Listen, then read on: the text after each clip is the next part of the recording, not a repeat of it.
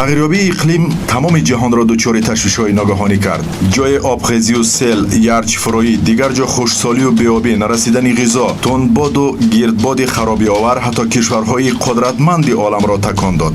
бори аввал дар 80 соли охир кишвари мо низ дучори сардиҳои ғайримуқаррарӣ гардид. ҳукумати ҷумҳурӣ дар бунёди даҳо нерӯгоҳҳои хурду бузурги барқи обӣ ва манбаъҳои иловагии истеҳсол, навсозии нерӯгоҳҳои қаблӣ бо таҷҳизоти муосири гаронарзиш ва бунёди садҳо километр хаттҳои интиқоли барқ талошҳои бобарор амалӣ карда истодааст, вале амалҳои хатарноки табиат боиси камшавии оби дарёҳо шудааст, дар ҳоле ки 99% истеҳсоли нерӯи барқ аз сатҳи захираҳои обӣ вобастагӣ дорад ва дар обанбори норак ки захираи оби энергетикии кишвар аст, нисбат ба ҳамин давраи соли гузашта ҳаҷми об 4 метр камтар аст. таърих шоҳид аст ки дар ҳолатҳои душвори ҳодисаҳои табиӣ пиру барнои ҷомеаҳои соҳибтамаддун муттаҳид шуда даст ба дасти ҳамдигар яктану якдилу якҷон дар ҳалли имконпазири мушкилот камари ҳимату нангу номуси инсондӯстию ватанпарвариро боз ҳам устувор баста манфиатҳои миллиро аз ҳама манофеи шахсӣ афзалтару болотар мегузоранд.